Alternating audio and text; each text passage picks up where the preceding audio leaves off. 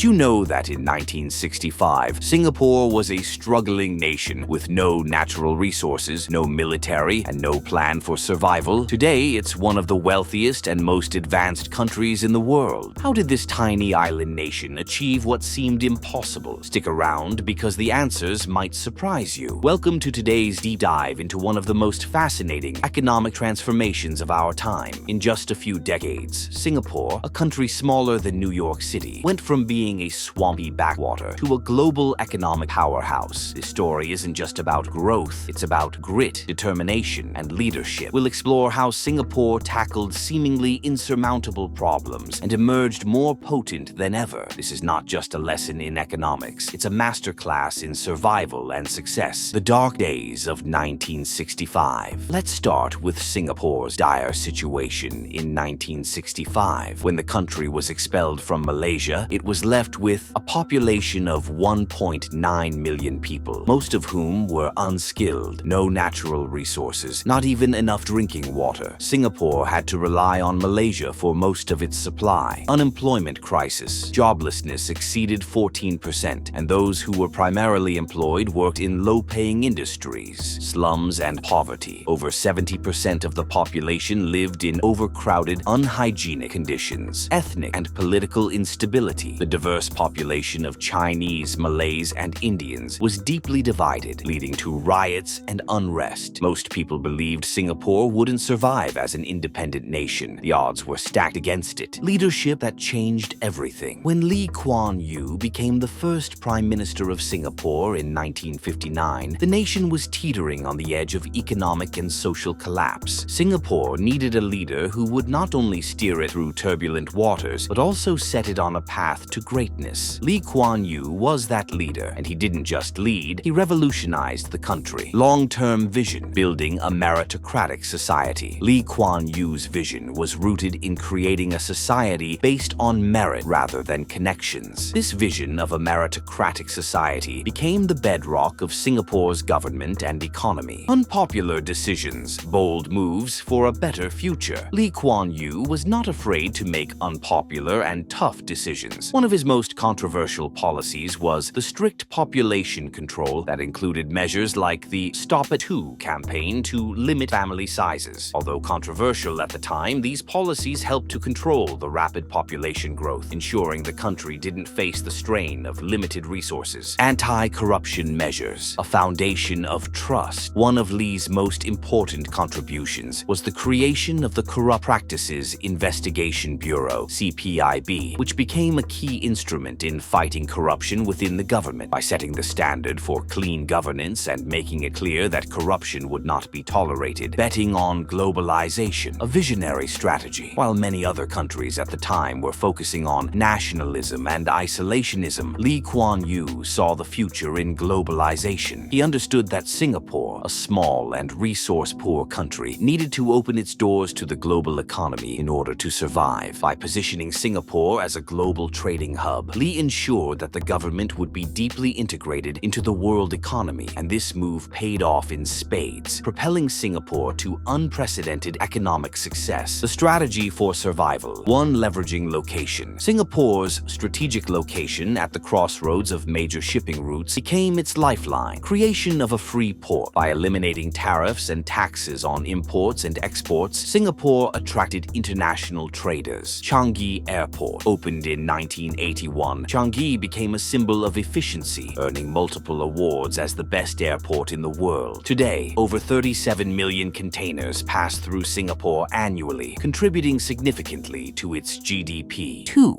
Housing revolution. Did you know that Singapore built homes for 80% of its population in just 2 decades? The Housing Development Board, HDB, established in 1960, it provided affordable and high-quality housing. Integrated communities. HDB estates included schools, markets, and parks to foster a sense of community. Nearly 90% of Singaporeans own their homes today, an unparalleled achievement globally. 3. Water independence. Water scarcity was a ticking time bomb for Singapore. New Water Initiative. Singapore developed advanced water recycling recycling technologies, turning wastewater into clean, drinkable water. Desalination plants. These facilities now supply over 30% of Singapore's water needs. Self-sufficiency goal. By 2060, Singapore aims to produce 80% of its water requirements locally. Building the workforce of the future Singapore understood early on that its most excellent resource was its people. Education reform. Schools were revamped to focus on science, technology, engineering, and mathematics. STEM, skill development. Technical education institutions like the Institute of Technical Education, ITE, were established to upskill workers. Global partnerships. Universities collaborated with international institutions to bring world-class education to Singapore. Here's a fantastic stat. Singaporean students consistently rank #1 in global education assessments, attracting global giants. Why do companies like Google, Apple, and Dyson flock to Singapore? Ease of doing business, ranked second globally by the World Bank. Low taxes. Corporate tax rates are capped at 17%, one of the lowest in the world. Political stability. Investors trust Singapore's transparent and efficient governance. The Economic Development Board, EDB, played a crucial role, offering incentives to foreign investors and ensuring a seamless business setup process. A green and sustainable city. Singapore's transformation wasn't just about economics, it was also about livability. Garden City Vision. In the 1960s, Singapore launched an ambitious greening program, planting millions of trees. Urban planning. Parks and green spaces are integrated into urban areas, making it one of the most environmentally friendly cities globally. Sustainability. Singapore is investing heavily in renewable energy, aiming to become a carbon-neutral nation by 2050. The Singapore of today. Fast forward to 2023, and Singapore's achievements are astounding. GDP per capita over $72,000, placing it among the world's wealthiest nations. Changi Airport ranked the world's best for 8 consecutive years. Life expectancy, one of the highest globally at 84.1 years. Global influence, a leader in finance, technology, and sustainability. What can we learn from Singapore's rise? 1. Invest in people. Education and skill development are non-negotiable. 2. Think long-term. Short-term gains can't replace a clear, visionary plan. 3rd, turn disadvantages into advantages. Singapore's lack of resources became its biggest motivator for innovation. Why Singapore's story matters to you. Here's the big takeaway. Singapore's story isn't just about a country, it's about mindset. It shows us that with exemplary leadership, focus, and determination, even the smallest of nations or people can achieve greatness. Inspired by Singapore's incredible journey, here's what you can do. Like this video if you think Singapore's transformation is one of the greatest success stories ever. Subscribe to our channel for more inspiring tales from around the world.